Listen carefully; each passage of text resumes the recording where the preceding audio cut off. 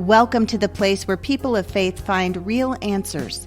We believe women deserve more than just religious band-aids for their most difficult and destructive relationships. Stay tuned today for an important invitation from Leslie. But for now, here is today's episode of Relationship Truth Unfiltered. Welcome, I'm Julie Sedenko, and today I'm talking with Carrie, a woman who's been on a long journey of learning about herself, overcoming serious trauma, and even becoming okay with being alone. Carrie, thank you so much for joining us today. Thank you, Julie. Some of your story starts way before you were ever married with a lot of trauma. Do you want to describe some of that? My parents were under 18 when they got married. By the time I was 2, they were separated. A lot of yelling and throwing things and physical violence between my parents. So I have seen a lot from the very beginning. I've been around a lot. They finally split up, and then they would actually sort of fight over me. They never did anything legally. So there was being woke up in the middle of the night and taken from one house to the other. Finally, my mother got me, and she remarried, and we moved to a smaller community, which was nice. Carrie, I just want to ask, as you're describing this, what did that do to the little girl, the young Carrie inside? There's a lot of fear, but when it's just your world, that's just all you know. So maybe you had been woke up in the middle of the night and grabbed, and they take you to school the next day, and you go to recess and you're playing as though everything's normal? It's a very interesting, that's a great question, because if that's all you know, you don't know any better. Wow. So it's just your life. Fast forward to when I was in high school, there's even more trauma. My mother divorced my stepdad and relocated me to the area where you're from. Yeah. We share a hometown. We graduated from the same high school. So it's crazy. And that was probably the worst time of my life, because my mother just went crazy, and there were no limits on what she did.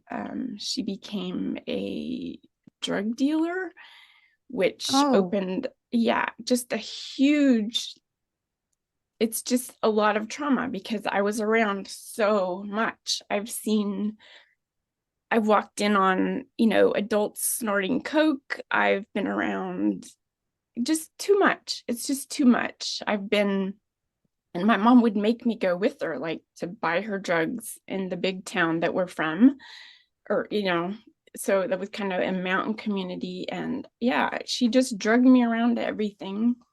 See, it's just crazy to me, because I grew up in the same mountain town, and I can't even imagine. I'm like, where would you even go? I mean, my mother was crazy. My mother was the way that, because that was a big, I guess, crank was the big thing back then. She was the way it got from the larger city metropolis to this mountain community. She was the way for maybe 5 years. And I ended up asking if I could go live with another grandmother in another town. And that's what I did for a couple of years. So I was out of it for a while. But so that sort of set me up. I guess it would. Yeah, it set me up. I mean, how do you go from that type of a childhood to having a normal Leave It to Beaver kind of family life? You have no concept of what that even looks like. Thank you for saying that, because it totally leads into why I did what I did. And what I did is I looked at other families. I was dating a boy in high school who he wasn't really like this great attraction or anything. He was physically attraction, but we didn't click. But what I did see was, a quote family. I saw a mom and a dad. She drove a nice car. The dad worked. Right. They had food. They had dinner on the table every night at 6:00. They They went to church on Sunday, and it just felt very like, okay, this is what I want. I want that. Yes. So, and I remember I would literally sort of fantasize about, I would look at how somebody dressed, how they looked, the house they lived in. To me, money seemed to be one of the things that might be the key to being happy and being normal, because we were always so Oh, it sure helps. desperately, yeah, we were like desperately poor. I mean, that's why my mom started selling the drugs, is that she was just trying to make ends meet. So, yeah. And I was like, well, okay, this is probably what I need. I need to find a man. And it all started then. Like, I need a man who can rescue me out of this. And it makes perfect sense that that's how you would think. And it's not even such a bad thing to think, I want to find a stable, secure man. I mean, who we can build a life together. That's not a bad thing to want. No. But yeah, when you're asking him to fill something, fill all the needs, fill all, yeah. and bring healing to, yeah, nobody can really do that, can they? No. And honestly, at this point, I mean, I was 18. So needless to say, that marriage did not last. I think 5.5 years is how long that one lasted. So then I was working at a grocery store, and I met and started flirting with another man. Oh my gosh, I hate telling all this stuff.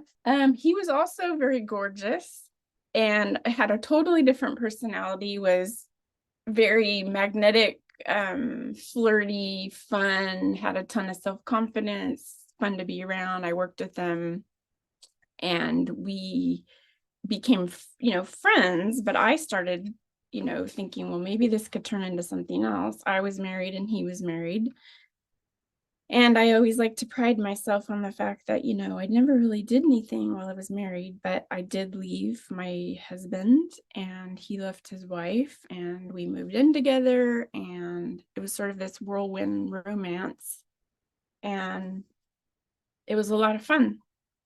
And I remember thinking that, I haven't talked about God at all in this, which is pretty sad, because when I was 9 years old in the little town that I grew up in, I was able to start going to church, and I gave my life to God, and I got baptized, and I don't think he ever left me. But yet I chose to do things and live, my life in ways that I knew were not honoring to him. And I remember when I chose this affair, and I just remember thinking, there's no way God is going to approve of this. And I just told myself, it's okay. I have to do this. And I remember literally thinking, it was kind of like plugging my nose and jumping, because I was terrified. I was terrified to disappoint God, to get divorced, to get into this relationship with this man who I knew was not a Christian, but I wanted it, and there was no stopping me. So that's what I did. And for a couple of years, we lived together. We moved to Southern California. We had a beautiful. So is that how your first marriage ended then? Yes. Okay. Yes. We had a fun life. He was not still with his wife. He divorced his wife. I divorced my husband. We were living together. Okay. But I found out through some really unfortunate circumstance that he was seeing somebody else. Wait, I mean, obviously, if he's going to cheat on, that's not out of his moral compass. You know what I'm saying? So was it a big surprise to you? Did you think that would never happen to you? Or I know you were young, so that's not. I thought this was different. Yeah. I thought he was in love with me. We had the perfect life. And so it didn't make sense to me. And I was questioning him about some things, and he ended up crying and telling me that he didn't want to lose me. And we actually got engaged out of it. So Julie, doesn't that make sense that if a man's willing to marry you, he's never going to cheat on you Well, again? yeah, I mean, he was cheating, but if he, even though he was cheating, asked you to marry him, that commitment means he'll never cheat again, even though he cheated Exactly. on the other woman that he made vows to. Yeah, I Exactly. mean, that makes sense. Yeah.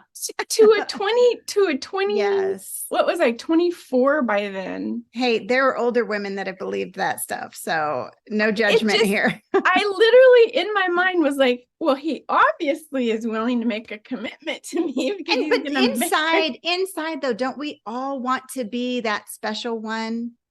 We want to be the one that they love and cherish above all else, and would never, because we're so special, they never will. And overlook the most glaring moral deficiencies. But Oh my gosh, you hit the nail right on the head. I was that special. In his eyes, I was, and it was going to be great. And yeah. let me guess, he probably told you that. He a love bomber? Oh, yes. He was a constant love bomber. I don't think he was like on the narcissistic scale where he gaslit and all that. We had a great relationship. We hardly ever fought. We had a ton of fun together. He always told me how beautiful I was, and we had so much fun together. And so we got engaged. We planned this really fun wedding. He basically let me do whatever I wanted to do. And we talked about, I was really sad that I never went to college. And so he suggested one day, why don't you go to business college? Go for it. And I was like, really? And he's like, yeah. So I was able to like become a legal secretary, and we bought a nice house put in a pool. I mean, we had it all, right? We had the 2 cars, the new house, Yeah. um the block parties, all the fun, all the friends, dancing, partying. We just had fun. Yeah. And he had a great family, a big family that was very fun and accepted me, and I had a great life. And then we talked about having kids, and he said, I'm willing to do that. And he said, but I want to make sure that you realize that if we cannot get pregnant, I'm not going to go through all the fertility and all that. He's like, you're just going to need to accept it. And I said, okay. So I think it took like 7 months, but I got pregnant and had a beautiful little boy, and I was on cloud nine because Yeah. my life was absolutely perfect. Perfect. Perfect. Julie, it was perfect. There wasn't anything I wouldn't change. I finally had the body I wanted. I had the house I wanted. I had the man I wanted. And now I had a baby, and he was adorable and he was fun. Yeah. Fast forward because Carrie still has not worked on her issues, still does not know anything about herself. Well, it sounds like your husband had a few issues to work on as well. He did. He was quite the little charming. I always noticed it, we'd go to dinner or something. He'd always flirt with the waitress. I could always watch his eyes, and he'd watch women walk away. And, he had a thing about looking at bodies. And I just tried to act like, well, it doesn't really bother me, but it did. And I think there was this part of me that knew something was rotten in Denmark, but I just didn't want to know because I Yeah. had the perfect life. I'll never forget one of my friends who lived down the street. She was actually my babysitter for my son when I went back to work. And she said, you guys are the Ken and Barbie of the block. And I just remember thinking, yes, like in my mind, go back to that little girl, right? Who was living in people's basements, sleeping on people's couches, never knew where I was going to be the next day, literally didn't know what we were having for dinner, never had the right clothes for school, never, and like all of a sudden I had it all. And yet I knew that something was not right. And one of the things that I've come to realize depression is actually sort of a gift. It was for me, because it's almost like your body knows that something is not right. And so it starts sending you these signals, but I don't want to listen. So I just keep plowing through. And I ended up being in a spot where I was just really depressed. My son was 5. I felt horrible all the time. I just had this deep, deep, deep sadness. I was a little bit stressed because my husband was working crazy hours. He was gone all the time. He was a salesman. There came this point where he was going to do a business trip to Southern California, and I was supposed to go with them. And then all of a sudden, at the last minute, he changed his plan. And he decided he was going to go by himself because it was just going to be a really quick trip. And I don't even remember what he said now. And I said, okay. And I remember thinking, there's probably more to this story, but we don't need to go there. So I just want to stop there for a second, because one of the big things that Leslie teaches is being committed to the truth. Yeah. And there is, because that's a scary step, because sometimes the truth means that your perfect little world falls apart. And that's a really scary thing, to deal with the reality of that. But inside, you were stuffing it down, but you deep inside knew his quick little trip was going to probably include a quickie with somebody, right? I mean, I don't even know if I went to that place in my mind. I don't think I did, because I just was in denial. But somehow I did know something was going on. I just couldn't figure it out quickly. And I'm still like that. and did you even want to figure it out? No, I didn't want to figure it out. I wanted it to all be okay, because, in my mind at that point with him, I thought that as long as we were having good sex, there would be no reason for him to ever want to go somewhere else. As long as I looked good, there would never be any reason for him to look at another woman, right? So the gym, I got breast implants. Like, I literally did have the perfect body. Like, it was just, so in my mind, of like, that wasn't an option. There wasn't going to be another woman, because what's that song? I am every woman. Like, I don't know. Well, yeah, but I mean, if you think about a long and happy marriage, when you're moving into 60s and whatever, I mean, you're not going to be able to compete with the 30-year-old waitress there, I mean, implants notwithstanding. So if he has a problem. But at this age, I was 34 years old. Well, right. You're not thinking down the road. You were that. No, I'm never going to get saying, old. Ultimately, if he's got a problem, it's going to appear at some point. Yes, ma'am. And I do realize that now. And because of Leslie, I understand a lot now. Back then, I was operating on, I don't know, fumes of just trying to be happy, just trying to get what I just.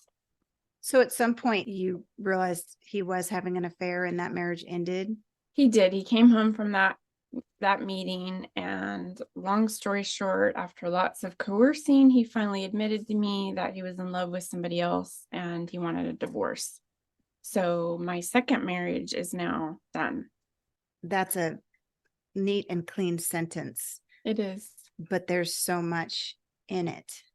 There is. Tell me that moment, that day, what happened inside of you? I was devastated. I couldn't believe it, because we had it all and it didn't make sense to me. Well, honestly, the first thing I thought was, what do I need to change so I don't lose you? Because it must be your fault? Absolutely. It had to be my fault. Because you're somehow weren't Somehow enough. I'm not enough. Somehow I'm not enough. That's a devastating thought. It is, but it was my reality. And I was willing to do whatever it took to to keep him. What kind of And things went through your mind? honestly, just a blank slate, because I was like, what else can I do? I can't think of anything else. And I was doing it all. So it was very confusing to me. I think the one thing I did think was it was really hard for me to work full time and take care of my son and take care of my house and take care of my body and do all the things and still be like, the Energizer Bunny at night when he wanted to have sex or in the morning or whatever. It was like, that was the only area. It was like, I just need to be able to do that more. I don't know. I don't know. Wow. One of the things we did talk about was he wanted me to watch pornography with him, and I wouldn't. And he just said he needs it. I told him, I said, it actually does the opposite for me because I know it's wrong. And yeah, so at that point, my mind was spinning like, how do I save this? How do I keep him from leaving me? And he actually took a month of a break from me and moved in with a friend to sort of have like a neutral space, supposedly, which, hindsight's 2020, but Right. that's not what he was doing. But he would come to see me, and then he would, I'm assuming, see her, and then he worked, whatever. So we did this for a month where I was in limbo. But I think the point where I would really like to focus is what I did next. Okay. Because I immediately thought, I have got to find another man. Immediately, Julie. I didn't even take a breath. And my thought was, why? And yes, please, to explain what were you thinking? Why did you feel that? well, because I needed somebody to take care of me. And I needed somebody to tell me I was okay, and somebody to tell me I was pretty, and somebody to be a dad to my son. And then I got a little more twisted. I'm not proud of this. And I was like, well, so I've tried marrying for, the first one was just sort of an escape and the good family. Right. And I've tried the whole love and the good looking and the good sex and all that. Tried that. This next one is going to be a very calculated move.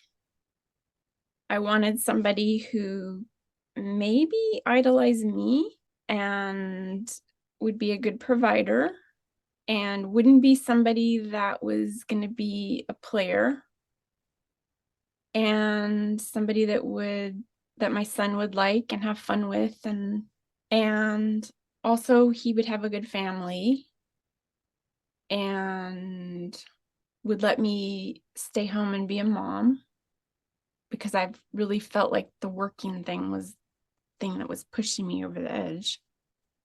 And then I'm embarrassed to say this, but I really wanted to stick it to my husband. I wanted to make him mad and jealous. And so we had this mutual friend, and he had been single for a while, and he was a single dad. And we all of our friends, all the women and I, we all thought he was a great guy. And we thought he'd be like a great guy to set somebody up on a date with. And we thought he needed a woman. And I was like, well, maybe him. And I wasn't attracted to him, but I was attracted to how kind he was. And he was a gentleman. And like, if kids were around, he'd play ball with them. And I don't know, he just had what I thought was like a very sweet personality. Yeah.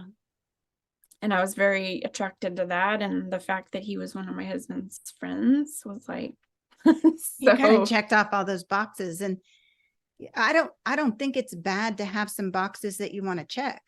That's not a bad thing, the things that you were wanting. No, but it is not. But this is the marriage that rocked my world, because we got married in 2 years. And I learned very quickly there were many sides to this, kind, sweet gentleman. quick question. Has life gone the way you expected? The way you wanted? Life is challenging for everyone. Sometimes, though, handling the hard times feels impossible. It's like you're going from one breakdown to the next. If this is you, do yourself a favor and mark your calendar for December 5th. Leslie is offering a free workshop on moving from breakdown to breakthrough. This isn't about denying reality, it's about learning to think and live differently. No matter what's happening, you do have choices. Go to leslievernick.com/story to sign up for this important workshop. That's leslievernick.com/story. He could flip on a dime, blow up, scream, cuss, do horrible, horrible things, and say horrible things that were beyond imagination. I had never had anybody treat me like that. And, now I know the term gaslighting, narcissist, covert narcissist would fit him because he could make you think, and he could make everybody think he was the coolest, kindest, most harmless, but he was evil. And I found that out very quickly, but I was already in too deep. I knew before I married him, actually, but I just put everything on the scale and I was like, well, it's worth it because my son loved him. He made good money. We had a good, quote, good life, but I was absolutely tortured by the way he talked to me, treated me, love bombed me. It was soul killing. Did it bring back memories of your childhood? Like, I just married my dad. My mother was a love bomber, a gaslighter, a total life of the party. She could be fun. She could be this. She could be that. And this man that I married and was married to for 22 years, very similar. It's dressed up in a lot better package. Right. So in some ways you were looking for safety. You were wanting that financial safety, the provider. You didn't necessarily need Ken and Barbie anymore. You wanted a safe place for your son and all these things. And that's very common for people to want, especially with your background. But then you found out you didn't feel safe because you were having some of the same issues you grew up with. And you got to be the stay-at-home mom and everything. I read somewhere in our notes that he would do really extravagant things for the kids. Is that right? Oh, yes. Yes. That was his way of, I guess, like hedging his bets. Like if he could keep my son sort of and happy. He had a child from a previous marriage. Right. He had a son and I had a son. His son was a year and a half older. And we did a lot of things. Basically, our life revolved around, taking them places, traveling, eating out, skiing. They got motorcycles. Wow. Pretty much anything they wanted to do, they got to do it. And of course, as a mom, when you see your child's eyes light up and they're having a life that they never would have had, I think in my mind, I just kept telling myself, you're doing the right thing because your son is thriving and it can't be all about me anymore. I have to think about my son. And my son has told me, my son is 30 now, that he does feel like that was a good life. And he's very glad that he was able to experience that.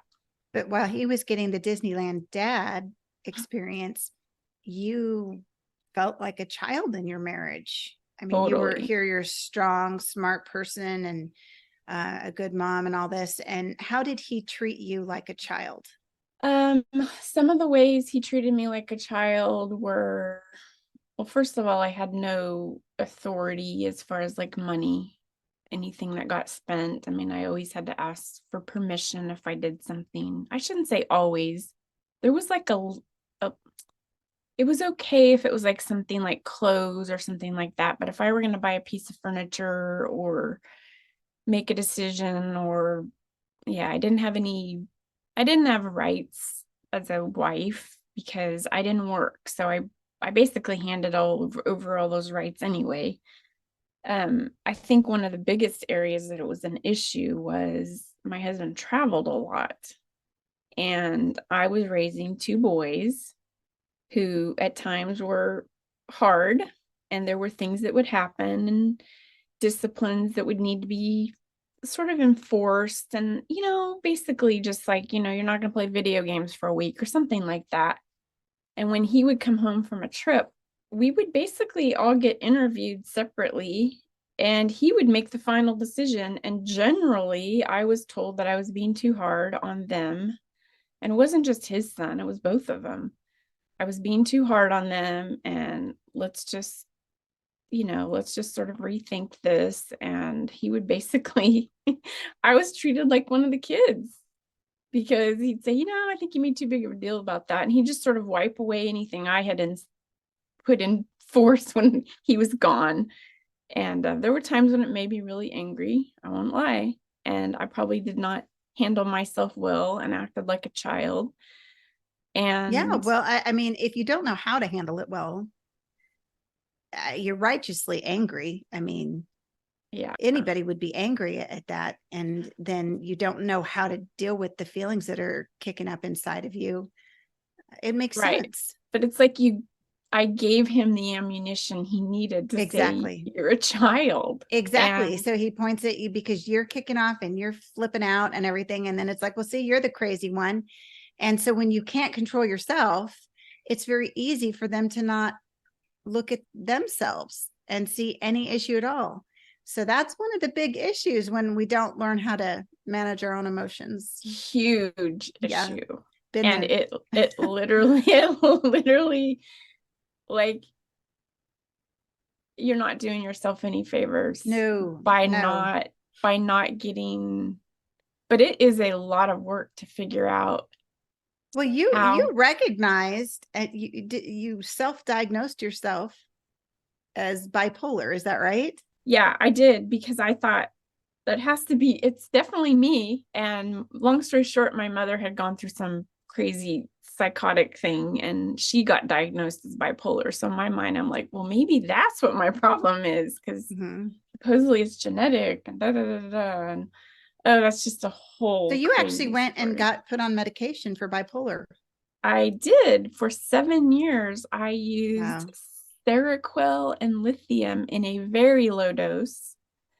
So yeah, the whole bipolar thing, that was like this 7 years of trying to figure out what my problem was. So I got married in 2003. I started going to a women's Bible study, and I got an NIV study Bible.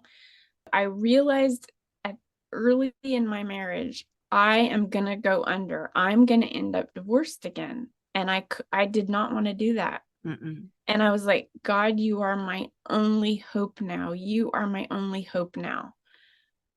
I grew in him little by little by little by little by little. I was that vine who was attached, and I was bearing fruit, and he just started revealing things to me. He revealed to me I was not bipolar. I went off the drugs on my own. I told a couple of friends just in case to be safe, but he just started showing me little by little. He didn't flood me, he didn't overwhelm me. It was just little by little through counseling. But I will tell you, when I started reading the word and interpreting it for myself, and I'm sure I heard it from other women in this sort of conservative Bible study I was going to, I started interpreting scriptures like God hates divorce, the one in Yeah. Malachi. Yeah. Yeah. And We're all familiar. these things is like, oh no. And the love chapter in Corinthians, oh my gosh, love never does this, love never does that. And I was like, oh my gosh. And I tried so hard to live that, because he was my only hope. This was his word. And man, I have got to Yeah. figure out. And if you just pray for your husband, and eventually you're going to win him over without a word, and you're unbelieving, all that. I was like, Yeah. I believed it. I had faith in it. At some point, I was hurting so bad because it was almost like my body was telling me, this is not right. This is not safe. What you are doing is not right. I knew it, but it was not lining up with what I knew or thought I knew about God's word and about what he wanted. There was this huge clash. And if I met a new friend, God's divine providence, who told me about Leslie Vernick, and she mentioned, I think it was an interview between Chris Moles and her. I literally sat there going, yes, like everything in me said, yes, I don't have to plug my nose and jump like I did on the second one. I can stay a Christian and I can walk through this and I can start asking for what I want and I can start having a voice and I can start being a godly woman who says, no, you're not going to cross this line with me. And I just started getting like these little glimpses of, I don't have to backslide to ask for more in this marriage. I didn't think it was going to end up in divorce at that point, but I did know some things were going to change. But hearing Leslie, and then I read The Emotionally Destructive Marriage, and I listened to a few things, and then I listened to the big workshop, and I mean, I could not believe, and it was just like, thank you, Lord. Yes. I finally feel like this makes sense. Finally, a woman who is a godly woman, and I just felt like it's all going to be okay now. I didn't think I was going to get divorced, though, at that point. The marriage did. And talk about, I thought this was such an interesting description where you said you felt like an animal that would chew off its leg to get out of a trap. That's pretty intense. Very intense. That's how bad you ended up wanting to get out of this. Yeah. And in a way, I did chew off my leg to get out of the trap. How so? I mean, I lost everything. I lost my two best friends. I lost my house. I lost his family. I lived in an area for 40 years where I had tons of friends. I mean, it was home. And I had to start over. So I'm no longer living where I feel comfortable or felt comfortable. Yeah, I lost a lot. Do you feel better though? Are you still glad you left? Oh my gosh. I am rebuilding my life. It's not easy, but it's worth it. I don't always have that feeling of like waiting for the other shoe to drop, or I'm going to get in trouble for something, or I'm being spied on, or I can't do this, or I can't do that. I mean, it's been 3.5 years since I've lived with him, divorced for a year. It finally feels normal to not be like on high alert all the time. It takes a while, or it did for me, maybe because my whole life I've been on high alert. I don't know. What did you learn through the various programs that you took part of that helped you have the strength to be able to leave? You know, because divorce one time is hard. 3, I can't imagine the feelings and the trauma that would bring up. But yet you had done a lot of work at this point. You weren't the same person that divorced husband number 1 and husband number 2. How were you a healthier version, and what helped you to become that? I was a healthier version because I learned to listen to my gut. I learned to pay attention to red flags. So in addition to conquer, which I went all in, I mean, all in, I did Leslie does the thing with what's in your big circle. Huge, huge, huge. I started being able to, in the moment, ask myself, am I being the Carrie I want to be? I took empowered. I think the first one was the people pleasing course. That was huge. Moving beyond people pleasing, right? Yes. And when I have this urge to do something for somebody and to think about, well, what if they don't behave in the way I want? Am I going to feel resentment? Am I going to be resentful? That was huge. I learned that I shouldn't do more than I want to do. I shouldn't be a people pleaser. I should do what I feel comfortable doing.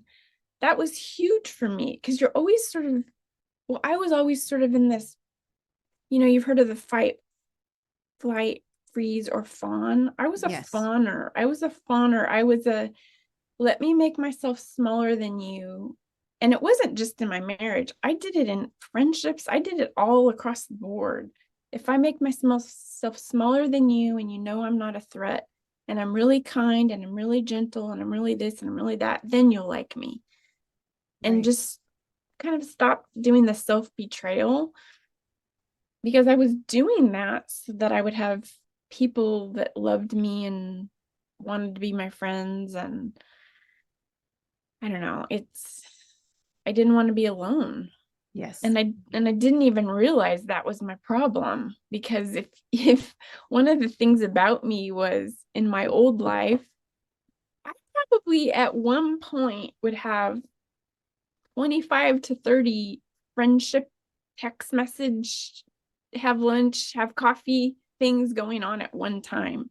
I had that many good friends. And so I think I got asked in one of my classes, like, are you afraid of being alone? I was like, no. But the truth, because I have so many friends, like, no, the truth is, I don't want to be alone. I think that was like the hardest part, was like being okay with being alone. What was it? You're talking about the big circle and different things. How did you become okay with being alone? Because you didn't divorce this guy and go run into the arms of somebody else. Or you better not have, because if I find out that you've got a boyfriend. No. I haven't. It's funny. I think I just did it one day at a time. Were there certain lessons? I know you hired a life coach, you had coaching, you did the walking and core strength, and moving beyond people pleasing. You were really focused on Carrie. Yes. And not trying to get a man or anything else to fill what was wrong inside. So tell our listeners, what were the big aha moments, highlights, things that you learned that really were life-changing for you to be in this place now and not getting the shakes because there isn't a man around? This is huge. I don't remember which it might have been in walking and core strength. We created this little situation, thoughts, feelings, truth journal. And that was huge for me, because it was taking every thought captive, because everything I do started with a thought. Well, it started with something happening, which would trigger, feelings. So the bubbly feelings would hit me of, I feel sad, I feel awful, I feel sick, I feel hurt, I feel whatever. And I did this cute little tiny book where you open it up and you could do 4 columns, and it was situation, thoughts, feelings, and truth. And sometimes all I could get was the feelings. Like, I feel devastated right now. I am so hurt right now. Okay, what happened? Back up. What happened? And I'd figure out, my friend said this to me, or my son said this. And then I would go through, okay, this is the situation. My son said, he can't believe that I'm doing this again, and his whole world is going to be rocked because of it. And I feel like a failure. I feel like I disappointed everybody. I hate myself. This cannot be my life. And then the thought, well, actually, those are probably more the thoughts. But so the thoughts and the feelings are they squirm into each other. Yeah. But like, what are the crazy thoughts I'm thinking, like, it's never going to be okay. My son's never going to heal from this trauma. He's going to feel about me like I feel about my mom or whatever. And then sometimes I'd have to wait hours or a day to even get to the truth. But if I could just get that down, like, what happened? Why am I feeling this way? What am I thinking? What am I telling myself? And then the truth it always trumps all of it. And it always has a scripture, always. Because, I mean, God, He's a restorer of what the locusts have eaten. And He causes all things to work together for my good because I love Him. And I would sort of change the scriptures around so they were reading right to me. Mm-hmm. That's probably been the biggest help for me. The biggest change was capturing those thoughts. Now that I've got 3 of these little journals full, I literally labeled them Satan's fiery darts because he tries the same thing on me over and over and over. Hmm. And it's really helpful, especially if something happens now, because I'm not doing this on a daily basis anymore because I'm not struggling like I was, but I can look through those old journals and I'm like, oh my gosh, here it is again. Here, and I literally have my truth, and it's so easy to just glean from my own stuff, Yeah. Wow. Tell me, where are you at in your life today? You've been divorced for a year. Is that right? Yes, my divorce was maybe a little over a year. I've had a lot of health issues. I'm trying to get physically healthy. Food was one of my comforting things, and alcohol periodically. I am trying to take better care of myself. I found out I was pre-diabetic, and Oh, that was a no. huge wake-up call. I'm continuing to work remotely, just part-time. I branched out and tried something really brave. What was that? I staged a home. Oh, I wow.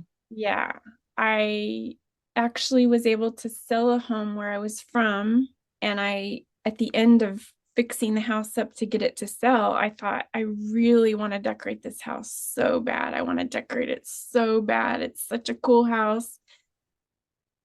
And I remember praying, just walking through the house. I was staying in it, and I heard the Lord say, if not now, when? And I was like, okay, I'm gonna try it. So I ended up buying furniture for this house, staging it. It sold on day one. I got 3 over asking price offers on day one. Wow. And so I got like just a ton of confirmation, like, okay, you know how to do this. And so I took all that furniture, I brought it up to where I'm living now, I put it in storage, and I met a friend here who's a realtor, and she had a house coming up. It didn't quite fit the furniture that I have, and it was a huge house. It was like 4,400 square feet. And I was like, oh, I think that's just way too much to bite off. But I'm gonna try it. And I just kept, I guess, being brave and Yes. just like, all right, I'm just gonna try it. And I staged this house, and it turned out so good. I mean, it's a rough time to sell this kind of a house where I'm at right now because it Oh, is a yeah. big house and the price, but that felt like such an accomplishment because I've always wanted to have my own business, and I'm creative and I like to decorate. I have kind of a weird style, a little bit eclectic. So I did that. I joined a divorce care group. I've made I made myself join a women's Bible study where I'm at. I found a church. I have made a couple of good friends, and I'm just trying to continue to grow and sort of start over. You said you have learned to start asking for things that you want. Yes. that is actually huge, because I can't expect people to read my mind. I think what I would do in the past is I would maybe be super extra nice to somebody, hoping that they would like invite me over, or hoping that they would whatever. And now I can just say, hey, I really don't want to be alone today. Is there any way you could walk? I would never do that before.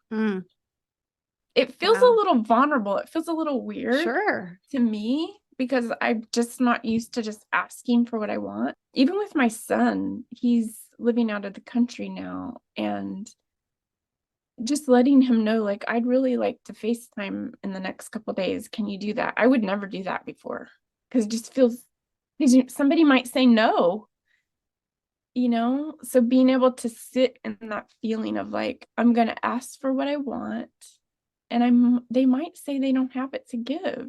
Right. And I'm still going to be okay. Yes. And you also said that you feel like people have more respect for you now. Describe what you mean. Yeah. Even my mom is respecting my no if I tell her no on something. I feel it with my son. I feel it with my friends. Oh, definitely in my job. Oh my gosh, my job. There was a person at my job that used to be so rude to me. And I was a little, I don't know, I always visualize, how when a younger puppy is with a bigger dog and they will run up to it and they want to play, and then they will flip over on their back. Have you ever seen a puppy do that? Yes. I did that all the time. I would, in my mind, I was like running up to them and I wanted them to like me, and I'd be like, flip over on my back, like, please play with me, please like me. And I did that with this person where I work. You try to conform to the person that they want you to be.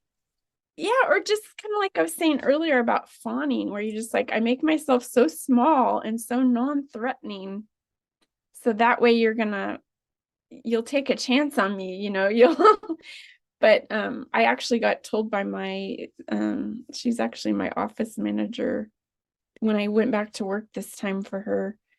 She said, you're different. And she said, you seem like you're in a lot better place. And what cracks me up is I was so much nicer to her back then, but she did not have any respect for me, because now I'll tell her no, or I'll say, wow, that sounded a little rough, or like I'll kind of have a little bit of pushback with her. So I think I feel more respected, and I respect myself more, I think, because I'm not just constantly betraying myself. Is there anything that you would want to say to a listener who is in the place that you were, maybe has some of that childhood trauma baggage, is maybe facing a second or even third divorce and feels like a failure? It's just a lot of those feelings, is telling yourself some of the lies that you believed. What would you say to that woman? Well, the first thing I would say is I'm sorry, because it is rough. And I would also say that there is hope, that you are not alone. If you can just find one person to talk with, and if you will join Conquer and actually do the work, walk through the modules, listen, read, start practicing all the things that you're going to get exposed to, there is hope. And yeah, it is going to be a long journey. I'm not going to lie to you on that, but it doesn't have to stay the way it is. You don't have to stay the way you are. And I think that if you can just hold on to that and just keep trusting God and taking one little step at a time and leaning into this Conquer program, it will change your life. Not just your marriage, it'll change you and who you are and how you show up every single day, even for yourself.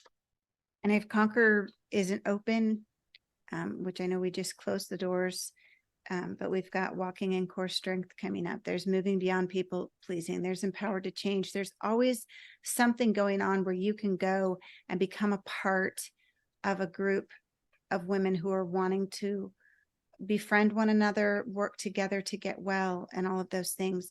So just always go to Leslie's website and see what's coming up next. And we'll provide some resources in the show notes. But Carrie, thank you.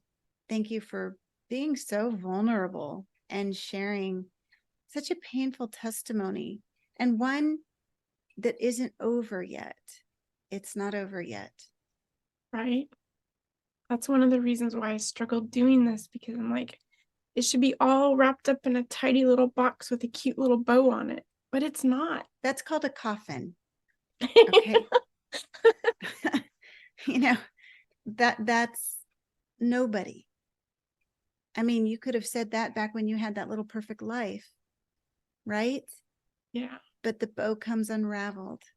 The thing is that you're working on the mess that is reality, that's inside or outside or whatever. And so sometimes, when you clean out the closet, it's a disaster, right? It's 10 times worse than it ever was. But that's how you get things cleaned up. Mm-hmm. And yeah. I have an analogy I heard once about, like, if you fall down, skin your knee, and you get some dirt and some little sand in there, and you just don't clean it and you let it kind of start to heal, there is a point where you have to reopen the wound and get the gunk out. And yes. It hurts, but it's so worth it, because there's healing and strength that will come from being willing to, open up the box of the past and look at it. You don't have to stay there, but you do have to look, and you have to learn. And at some point, you can kind of close the chapter. It's still there. It's still tender. Obviously, I'm crying, but generally, like, I have hope, and I know that God is continuing to work. He's still working things out with my mother. And the story's not over till it's over. That's one of my famous sayings. It's not over till it's over. Yeah. And the thing is, I think that it's so much more real to be able to talk to somebody who doesn't have everything all tied up in a pretty little bow, because we can't always ever picture ourselves being like that. You're a real picture of having been through a lot and continuing to persevere and get better. And I just really appreciate you being a part of this program to share it with us. Thank you for taking the time to listen to this podcast. Leslie and I want to encourage you to set aside just a little more time on December 5th, either noon or 7:30 Eastern, for a free workshop where she will teach you how to move from living in breakdown to experiencing breakthrough. Even in the midst of difficult relationships and brutal circumstances, you have choices. Make the first one now by going to leslievernick.com/story to reserve your spot at this workshop. It will make a difference in your life. Until next time, may God bless all of your relationships with Him, with yourself, and with others.